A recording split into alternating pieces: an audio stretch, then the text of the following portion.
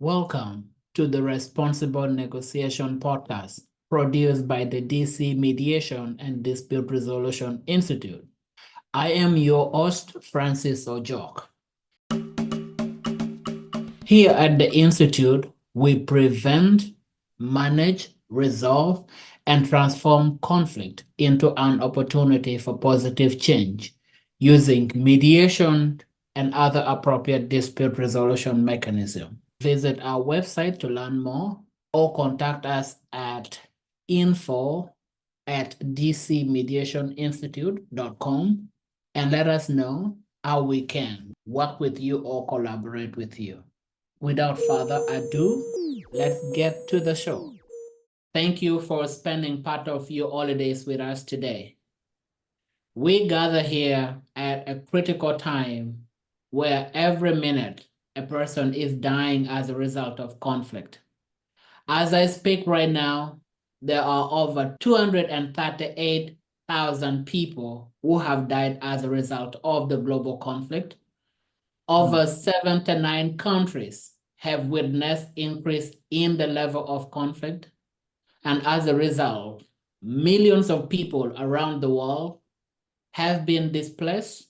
They are living without any hope of ever waking up alive the next day. They have become a refugee in their own land or been forced out of their own land. As a person who grew up in the conflict myself, I can only imagine what these millions of people, mothers, children are going through right now as a result of the conflict, be it in Gaza, Ukraine, DR Congo, Sudan, Ethiopia, and countless other countries. In contemplation of what we can do as an individual and as an institution, my colleagues met to discuss our stand. In that meeting, we got stuck due to neutrality principle, which is the bedrock of mediation. We reached out to highly respected individuals who have made substantial contribution to this field of dispute resolution to lead us in today's discussion. Starting off will be Dr. Clark, who will give us the opening keynote speech. A little bit about Dr. Clark. He is the director of the Center for Dispute Resolution, co-founder and first president of Mediators Beyond Border. He is an internationally recognized speaker and author of several mediation books. Allow me to welcome Dr. Clark. The floor is yours. Thank you. Thank you very much for that very welcoming introduction. And thank you also, all of you, for taking time out today to discuss this topic. You've chosen an absolutely gorgeous topic for us to talk about. It's gorgeous because it's complicated, because it's confusing, and yet in the midst of that confusion, it is possible for us to gain some clarity. And it's gorgeous because it touches every one of us personally in terms of how we behave and interact with the people who are important to us in our lives, with our clients, with the parties in mediation. It impacts us politically as citizens of different countries and as global citizens. And I especially appreciate the way that you began this conversation by reminding us that people around the world, right now in Gaza, in DR Congo, in Sudan, in Ukraine, in many countries around the world, people are dying for the lack of understanding of this issue. And so if we can make some progress in understanding what neutrality is and what we are being asked to do in connection with it, I think that we will significantly improve our conflict resolution experiences. Let me say that to begin with, we are often described as neutral, and we often describe ourselves as neutral. And what we mean by that is that the mediator should not be beholden to either side in a dispute or have a stake in the outcome or stand to benefit in any way from the result. We are not biased specifically in favor of or against either side. What the parties usually mean in mediation is that the mediator is not biased against them. A bias in favor of them is overlooked and regarded as simply fair and just.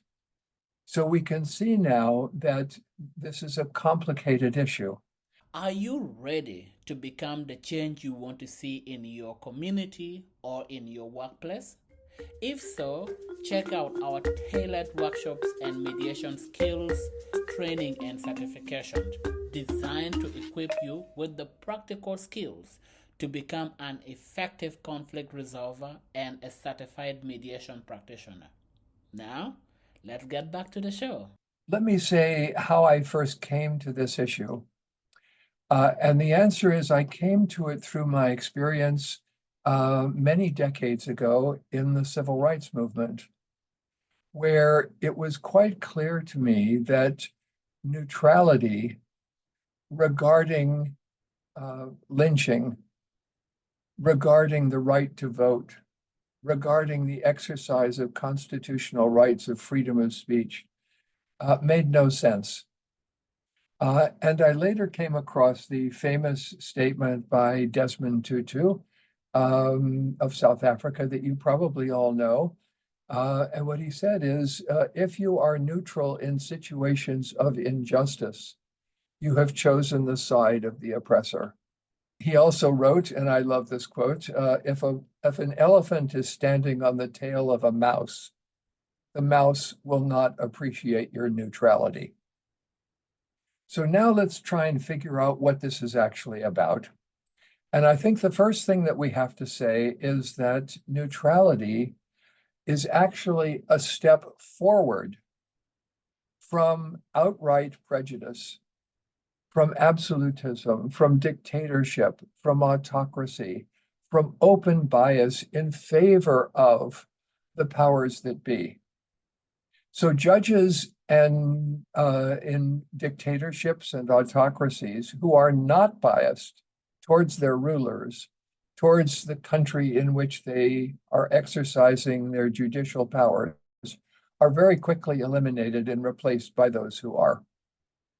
So neutrality is not really an issue in power-based systems or institutions like dictatorships, or even on a small scale in power-based couples, families, workplaces, because here neutrality is seen as condescension, as a lack of caring, as apathy, as concession to the power of one or some over others. And so we can say that we can exclude then power-based relationships from concerns about neutrality, because what they are really interested in is making sure that people are not neutral towards the existence of that power, but in fact, on some level, support it. So the primary place where neutrality is at issue is in rights-based institutions like courts. And the reason is because if you are going to pronounce judgment, if you have power, then what the people who accept your power need is some assurance that you are not going to use that power against them just simply because of who you are. And so in rights-based institutions such as the law, such as courts, even extending into political governments, what we expect is an absence of bias against us. So neutrality is often there seen as a condition for some kind of just outcome. The reason why is because rights are limitations on the exercise of power. So the exercise of rights in a context of unequal hierarchical power makes these rights vulnerable to efforts by anyone who has power to expand their power and manipulate the system in their favor. So the question is, where does this really come from? And we have at least a logical answer, and the logical answer is in the writings of Aristotle. So at least 2 millennia ago, Aristotle wrote about 3 laws of logic. And it's the law of identity, the law of non-contradiction, and what he calls the law of the excluded middle. And the basic idea here is that the law of identity says a statement is just what it is. In other words, A is the same as A. But we know that there are times when A is not entirely A. For example, people may have multiple emotional feelings at the same time. The important one for our purposes is what he called the law of the excluded middle, which says that a statement is either false or true and can't be both true and false at the same time. And yet we know that there are times when statements are both true and false. In mediation, this happens all the time. People tell stories about what happened to them. Is the story true or false? Well, it's true for them on some level, because the truth of it is an effort to communicate what it felt like to be treated this way. But it's also on some level false, because it doesn't include what happened to the other person. And so the law of the excluded middle really makes no sense. And the purpose of this, from Aristotle's point of view, was to set the stage for judgment, because judges can't come down and say, well, you're both right, because that won't put an end to the conflict. And so the judge has to pronounce a zero-sum outcome, either or, win or lose. But that extends into the judicial process in the form of true or false. So every judicial outcome is a determination that somebody is telling the truth and somebody else is not. Now, having been a judge for many years and worked for over 40 years as an arbitrator and as a mediator, I can feel the difference between those roles. When I am a judge, I pull back. I withdraw into a distanced place where I am not going to be accused of being in favor of one side or the other side. And I then look at what I imagine to be the facts in the case, and then I look to apply the law. But the difficulty is, and I can tell you this because it's a difficulty in every case that I have adjudicated, is that the facts are not always entirely correct. There is, for example, the fact that A insulted or hit B. That's a fact. But why did A hit B or insult B? The law is not interested in that question. So what it does is to exclude a whole set of facts having to do with the origin and the consequences and the emotional meaning of what happened from the process of adjudication. And it does this in order to be able to reach a single, logically consistent result. And the same goes for the selection of principles of law. Those of you who have studied the law know that there are lots and lots of principles that establish, for example, what a crime may consist of. And then there are principles that constitute a defense against that crime. And what has happened is that over periods of time, the law has become kind of capable of providing multiple options about which way to go based on determinations of fact. Now, as a judge, I am only one thing, but as a mediator, I am several of these things simultaneously. I am able to be emotionally attuned to the people who I am present with. Now, what do facts have to do with emotionality? And the answer is almost nothing.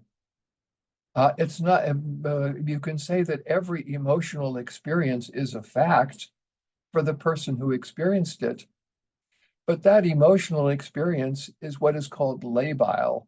It is moving, it is in flow, in process.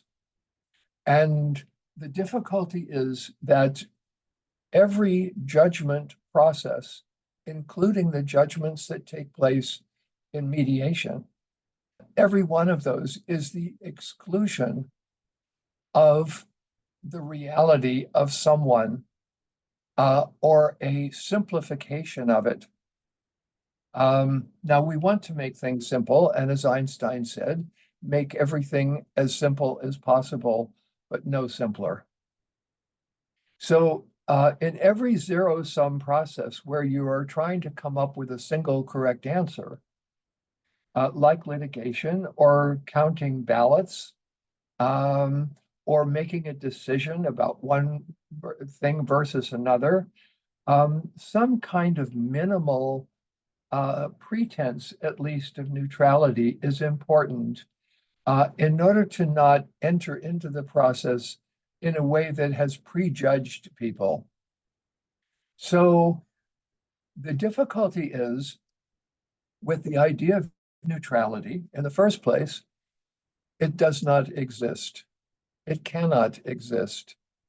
So I can tell you, for example, that as a white, male, middle-class, heterosexual professional, when I am sitting in judgment, and in front of me is a Black female lesbian working class woman, or whatever we want to call this person, I have very little understanding of what reality she may have faced. And she has very little of mine. Now, what do I do with this? Well, the answer is that if I think I'm neutral, I disregard it. But if I am conscious of my bias, then I can pay attention to it and do my best to reverse it by becoming interested in who she actually is. And that's what mediators do. And that's why mediation is the only approach to conflict that allows us to get to a place that we can think of as justice. So it's possible for judges to make decisions and end conflicts that have no other solution, but I don't think we can call that justice. And for a long time, I was confused about this because I thought I was supposed to do justice, but it turned out to be impossible. And the reason actually goes back to something else Aristotle said. He defined justice in at least two ways. He had several ways of defining it, but here are two ways he defined it. One, it is correct proportion or due proportion, meaning too much reward isn't just, too little reward isn't just, too much punishment isn't just, too little punishment isn't just. But then he said something interesting for our purposes. He said, justice is the other side's self-interest. And I think if we can expand that and say it's not just the other side's self-interest, it's our interest and the other side's self-interest combined together, brought into dialogue, brought into negotiation, conversation, communication with one another, so that we can understand who that other person actually is, what is important to them, how they think, what they feel about what they're doing. So now what happens is that in conflict resolution, we experience biases. The parties experience biases not only as preferences and as distortions, but as judgments regarding the people with whom we disagree. And what are those judgments? They are requests for consideration of what we have experienced, and they are requests for justice, for just outcomes. Now, the difficulty is that biases are boundary violations. They distance us not only from the facts, but from the people who we most need to listen to.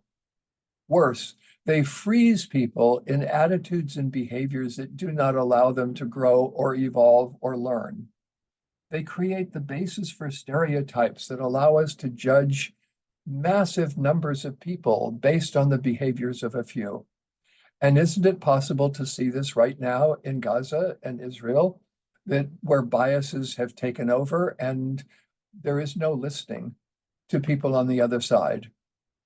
But if we dig deeper, we can ask the question, why is there no listening? And for me, the answer is because there is so much grief, because there is so much guilt, because there is so much pain and loss. And everybody wants their pain and loss to be acknowledged. But what we have created is a competition over whose pain counts. Well, whose pain counts? The answer is everyone's pain counts. Whose children deserve to die? And the answer is no one's. And so what we have to figure out is how, and this is very difficult because even in Ukraine, where we are talking about a somewhat higher order of recognition of the laws that govern warfare, although that's still pretty minimal, people are slaughtering civilians because they are Ukrainian, because they are Russian, because they belong to a group of people who have been labeled a result of a kind of bias. Now, neutrality feels like a step backwards because neutrality doesn't guarantee authenticity or transparency or seek to neutralize power imbalances or help people solve problems except by deciding in favor of one side or the other, by blaming one side and making it their responsibility to fix them. And this is what we see in wars around the world. It's their fault. I would say, going back to this idea of simplicity, that the problem is that this is more simple than the problem. And therefore, what we have done is not to solve the problem. Instead, what we have done is to confuse the other side with the problem and now try to stamp out the other side. This is why beneath all conflicts is the possibility of genocide, which is simply the confusion of the person with the problem. But now we know from Fisher and Urey getting to yes, what we need to do as mediators. We need to separate the person from the problem, be hard on the problem and soft on the person. But what does it mean to be soft on the person?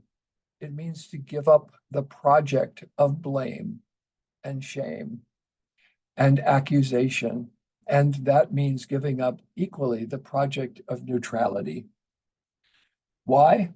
Because neutrality is an effort to erase the self, which is impossible because no one can stop being themselves. And to the extent that they can, they become inauthentic and emotionally strangled, and as a result, capable of far worse injustices.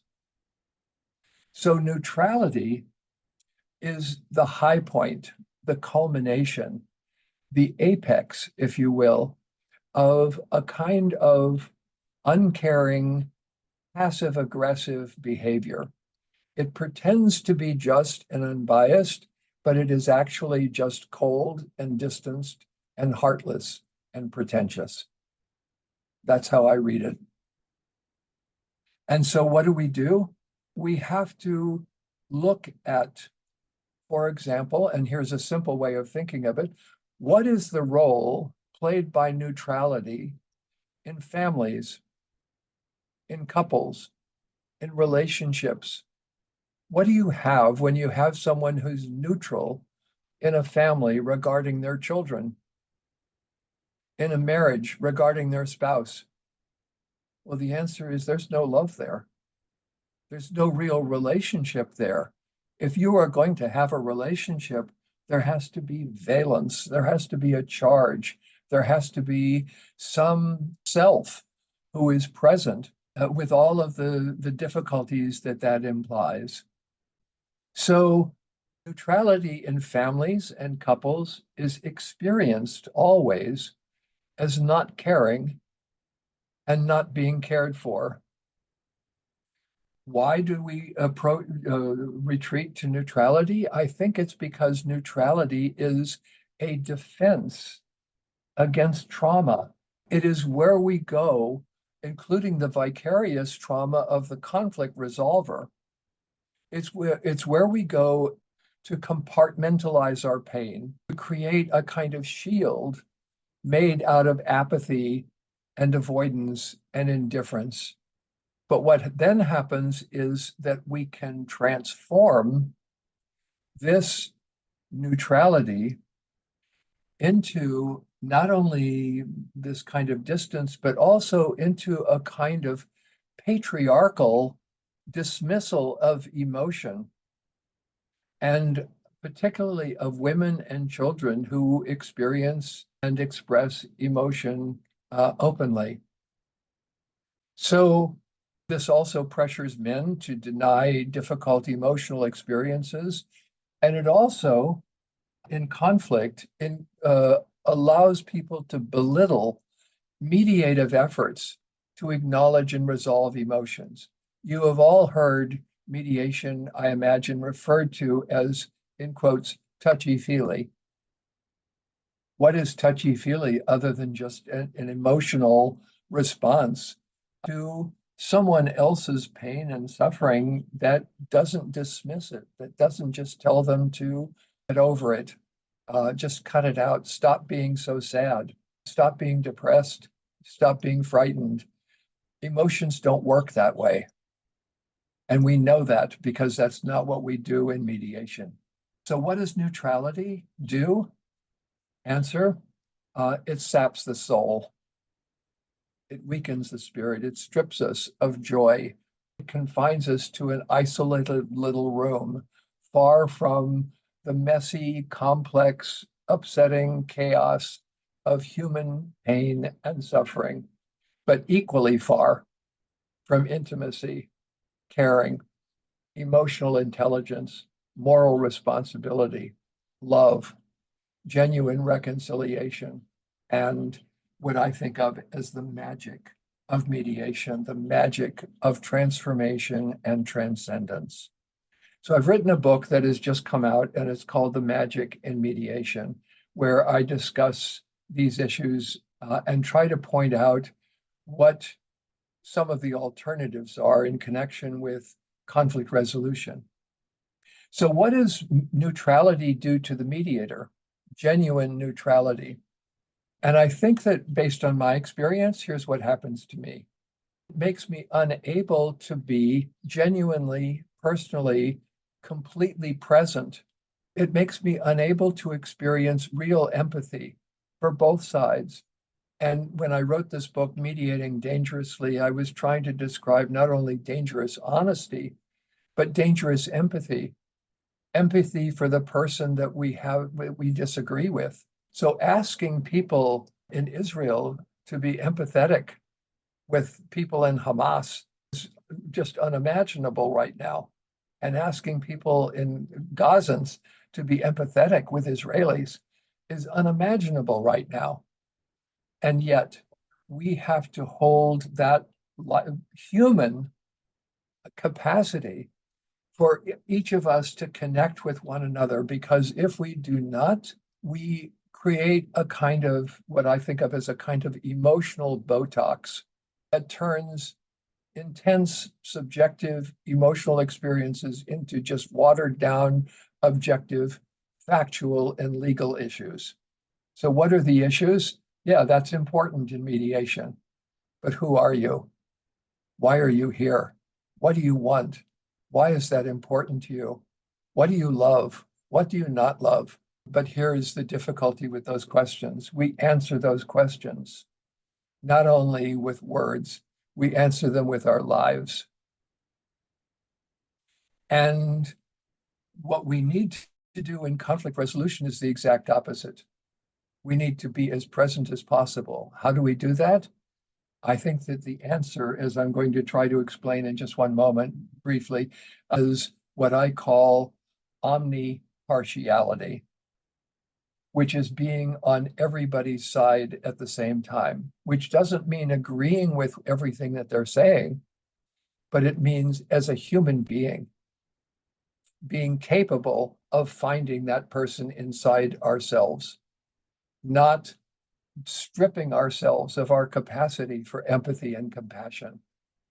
So neutrality also sees negative emotions, and this is really I think the principal reason for neutrality, as dangerous, as counterproductive, as irrational, as distractions, as a sign of instability or insanity. In other words, there is no idea that it is possible to turn these in the direction of problem solving.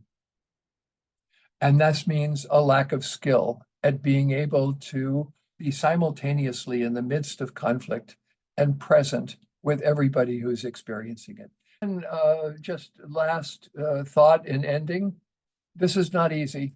It's way easier to be neutral, to be a human being, to be present, to be yourself in the presence of these difficulties takes work to get to the place where whatever it is that upsets you passes through you and doesn't create a defensive response. So we need to move not in the direction of neutrality, we need to move in the direction of being biased toward the one that we do not understand at all. Thank you for listening. We hope you enjoyed today's episode. You can support us by leaving a 5-star review. And if you haven't already, please subscribe to this podcast to stay informed whenever we upload a new episode. See you in the next episode.